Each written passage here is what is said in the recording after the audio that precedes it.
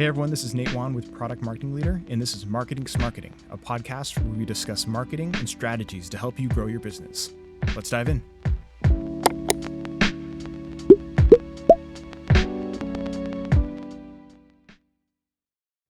Hey everyone, this is Nate Wan, and I'm here with Sal. Buonacore? Buonacore. Okay, I've known you for about a year now, and a little less than a year, but this is the first time I'm asking you how to pronounce your last name, so I'm sorry about that. All good. How many mispronunciations that I even just said in that own word, the way people mispronounce my last name, like that is as close as it gets and still falling on the wrong side, but I appreciate the effort. That's people say Wan all the time because it's W-A-N on my last name, so I get it. There's a fine line, I feel like, between super long, complex last names and too short of a last name that people don't know how to handle both ends of that spectrum. Yeah, exactly. Oh man, we picked a really cool topic today. Before we hopped on here, it was like prepping for this is like we could talk for hours and hours about this topic and still have tons of stuff to talk about. So why don't you intro what we're talking about here? Yeah, we can talk about that. Today's subject, though, it's been on my mind for a little bit, and Sal, I think, has been thinking about it a little bit too, but website SEO, search engine optimization, and it's changing. It's changing these days. Google's been around for how long? Was it? I don't even know. I'm not gonna lie, I'm a baby. I don't remember much life before Google. Google, how long Google's been around? 1998. Oh wow, great year. I was in third grade.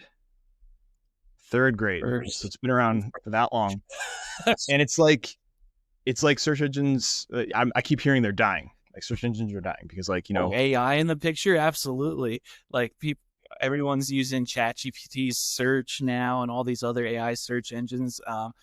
But I don't think search engines are going anywhere. They're not falling off the map anytime soon. So like they're still important. So SEO is important, but trying to picture it as a way. I was quoting the marketing great Neil Patel of saying, he says it's not search engine optimization, but search everywhere optimization. So making sure our websites are optimized for every search platform that people are using nowadays. Yeah, but absolutely, man. Yeah, one tool I know is Perplexity is a big one. It's the AI search engine, and I've been using that a lot too. But something that a friend of mine, someone I know, talked to me about is to keep in mind on this is, I'm in marketing. And I'm like researching this stuff all the time. So that's my world. But we also need to think about our clients and what they're doing. Not everyone's going to be like me, using all these cool tech tools to do search engine stuff. Most people are, got to think about who your clients are, who you're trying to sell to. What are they going to be using? Some people aren't really into AI tools yet, so they're still doing the regular stuff. So adoption rate for AI is still pretty slow, I feel like. There's still a majority of people who are hardcore Google, hardcore Bing, go duck, toss whatever search engine you want on there. Ask Jeeves. So before we get too far, because again we could talk about this for ever. Let's jump into this video. So this video is so basically we offer a service called Go to Market as a service, and it's where you hang out with us for about half an hour to an hour on a recurring basis. It's a 6-month subscription, and we go through your model and we help you optimize your marketing model so that you can build more leads and hopefully get more sales after it. And it's based off of a guaranteed strategy that John has used in the past. John is the guy that I work with. He's my manager. He's the one that does most of the GTMass stuff right now. But right now, this is one of our customers, Joe, and he talks about a little bit of the struggle he has with the SEO stuff. So let's start this video, and we'll talk about it afterwards. And then ask for information. That would be one way. And the other way, we drive traffic via LinkedIn and these tools to drive it to our website. I think the LinkedIn part driving our website's a good thing. The problem I've got with the website activity is this. I asked Maria to Google these 3 words: Acumatica, VAR, Arizona, and we didn't show up.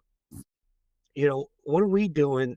Especially when we had appears to be VARs that are ahead of. First of all, I didn't even think there was another VAR in Arizona until I Googled it myself.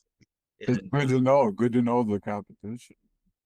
well, exactly. And how did the competition show up in there? And we didn't. If they're, I'm just. So I got 2 questions towards that. Okay. So one thing is, how many times do we have VAR in our website, and where is it listed anywhere on our website? Should we start throwing VAR in our descriptions, our headings, on our websites, our blogs, if that's what we want to go for? And the other part of that is, as far as buyer personas, what are the people looking for your services searching for? Are they searching for VAR, or are they searching for Reseller, purchase Acumatica? Reseller.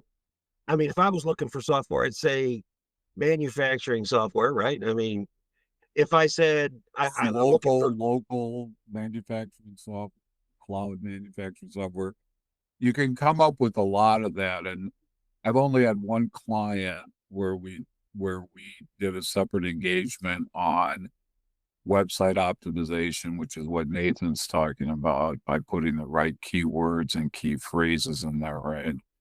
And then, there's the SEO tweaking that was done after the website was optimized. Then they also went for Google Ads with like a ceiling on it, so they could keep it in their budget. If they come up, the ad comes up 50 times a month, that's all I'm paying for. Probably, because it can get out of control. Exactly. God forbid, but when you do that, that will drive you to be in more searches, which in turn drives more to your website. So where you're capturing those people are calls to action. Yeah. And I'm more concerned about this. I don't expect somebody in Maine to look for a reseller in Arizona. Right. I wouldn't. It's not my target audience. I wouldn't worry about it. But the area I am covering, it would be nice if they said, if I need a VAR in Oklahoma for Acumatica, that's where I'm at. And they go, oh, okay, here's BCT in St. Louis. Well, that's the closest I've got. I'll go there. But we're not getting any of that. And is it because we don't have enough, like you said, the words of, is it? Yeah, it's keywords and phrases. Like you could put in there, we have customers in Arizona, in Missouri, in Illinois, and,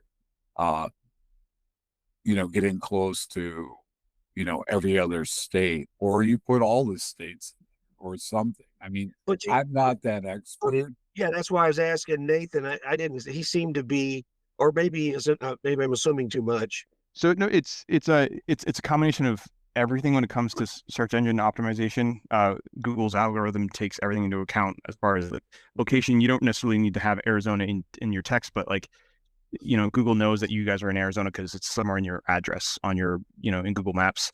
Really what it is the amount of presence you have. That's why me and John are talking about, go to market, your marketing content, as much content as you can possibly get out there driving that traffic, because the more content you have out there that says Acumatica, a value-added reseller, VAR, the more content that's on the internet, I don't know, on, out there in Google, the more Google's going to say, okay, like this company is in Arizona, they are a value-added reseller, so they have this percentage of, content versus other people, so we're going to throw them in the page. But it's how much you have out there and how much traffic that's driving. Yes, that's my understanding. So if I got one document on my website that has the word Acumatica, Arizona, VAR, or if I had 100,000 documents that had that in there, I would get it. My chances of getting that would be much greater because the little bot crawlers, right, or they read through your website and gather this information. Awesome. I Joe, I I think 9 out of 10 people have the same question Joe did. I typed in my business, my thing in Google, and my location, and I didn't appear. Like, that is Yeah. such a common problem people have, and many ways to solve that.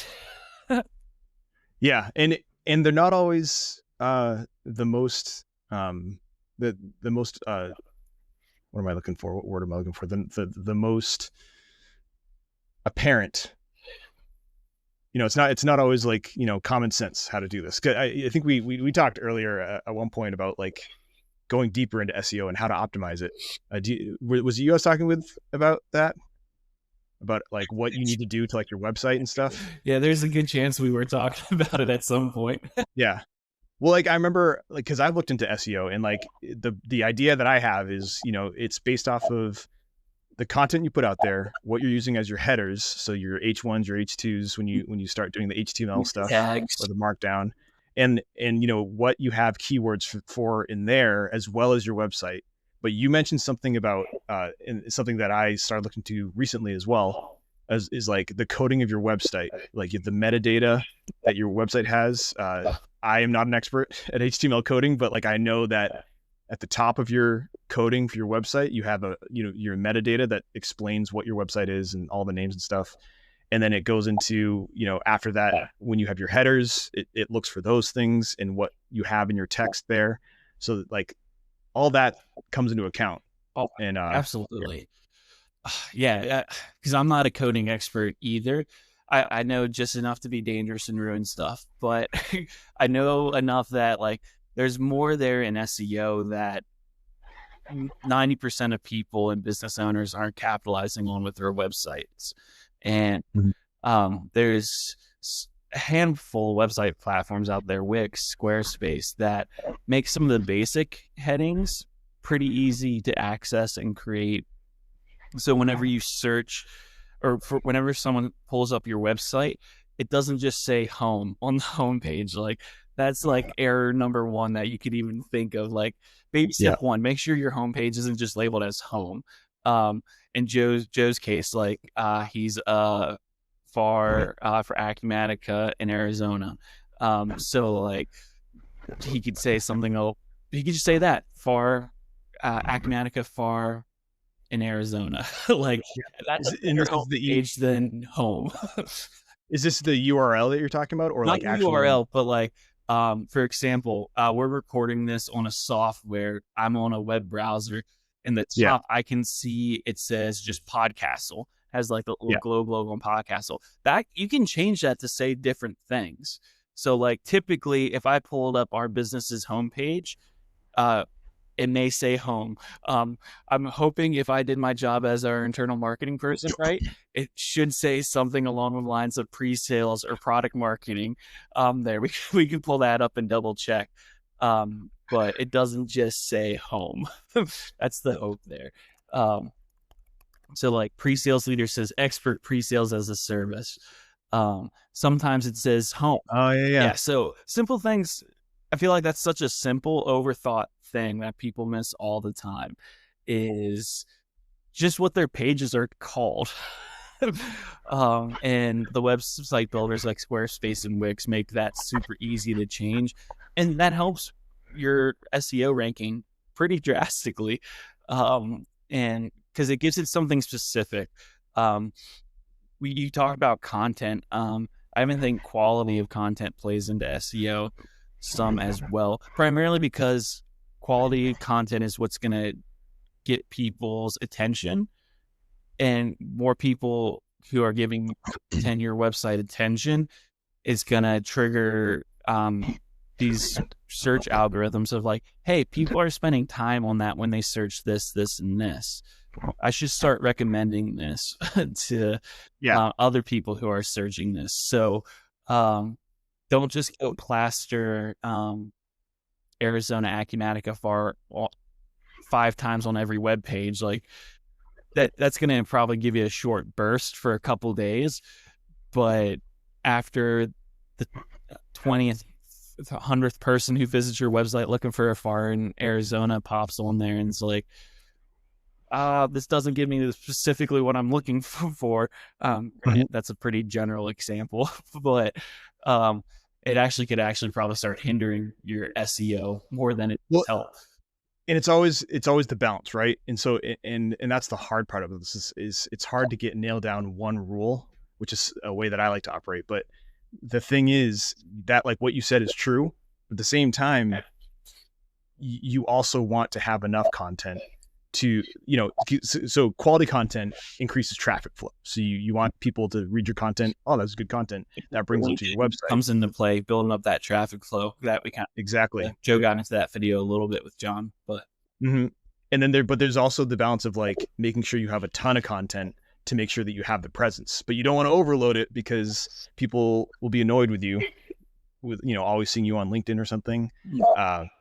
So there's that balance of wanting to have the quality content, but also having enough so that you have a presence, and people, without even reading your content, will say, oh, like, I know this guy. I know Joseph. He deals with the distribution and manufacturing editions of Acumatica. Like, I know that just from reading the titles of his content, because I see him on my LinkedIn page every day.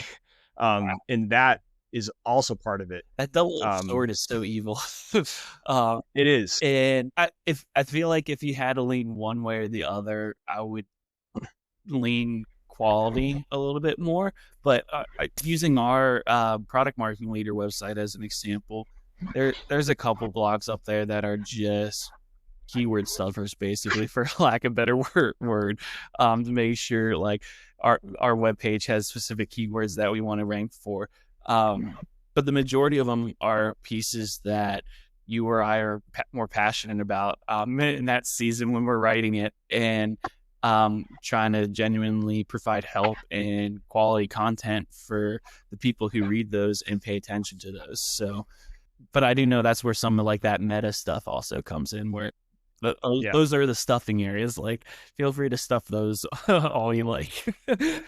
Exactly. Yeah, and that's the part that like a lot of people don't know about, and I'm still learning myself today. So that's fun stuff. And then there's the stuff we talked about before the video, or maybe we'll put it here. Who knows?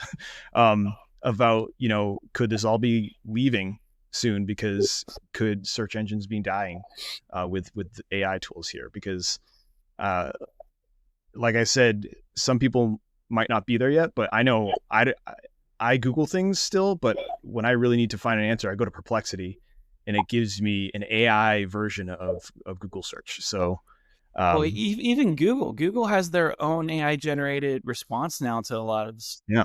So it's using its own, I forget, is that Gemini? I forget what Google's AI is. Gemini, yeah, Gemini. But it's still hard. Was the there's so many now. I'm losing track of all of them, but yeah, Google's even giving you an AI generated response right off the bat on stuff now. Yeah. So yeah, I don't think search engines are disappearing in the next 5 to 10 years. I still think there's a lot of life there. But how search engine optimization is going to be handled, I think is shifting. I think AI is able to help find and sort through some of the keyword stuff content and pull out some of the quality stuff that's actually providing people answers.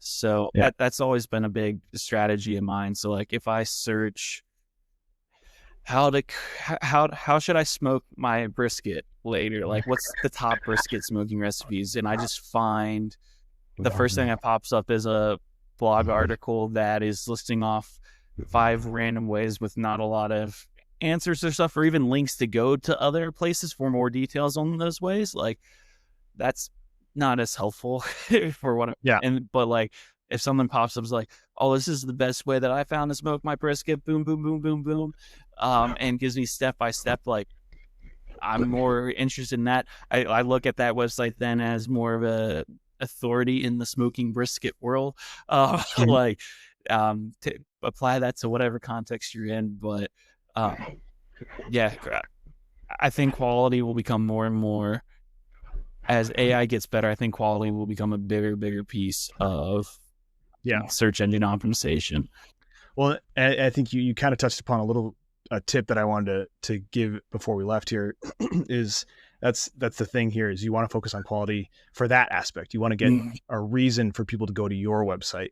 And that comes to offering things that AI isn't really offering right now. So if we're talking about the Google AI answer, we saw pretty early on, I don't know how long ago, but like you could type in something, you could type in a math equation and Google would pop up a calculator in the search engine right there for you or something. And so along those lines, putting something like a tool on your website, like, oh man, like I remember this company's website had a cool, financial calculation tool that was really useful.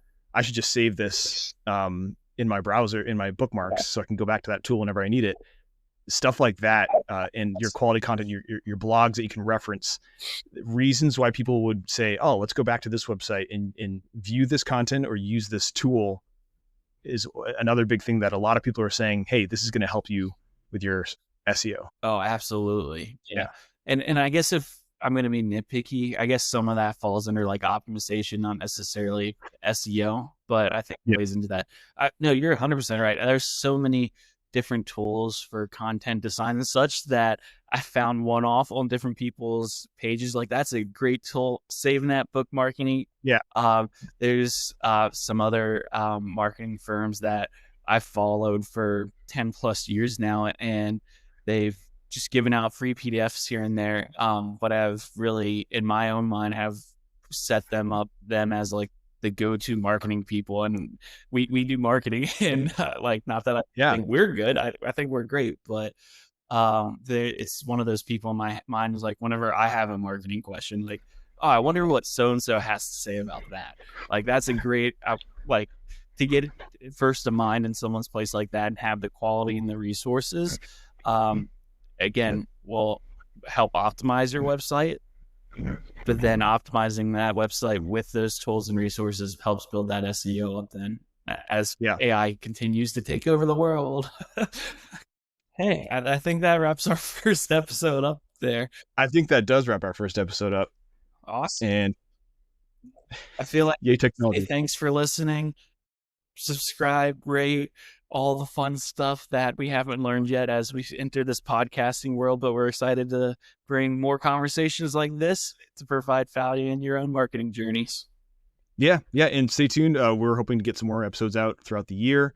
So keep an eye on this wherever you listen to podcasts and wherever we decide to post this podcast, because we're still, I think this is our first episode. So enjoy. If you want to learn more about this stuff, visit our website at theproductmarketingleader.com. And check out all the cool SEO stuff that we have on that website. Anyways, again, I'm Nate and I'm Sal, and we'll see you guys next time.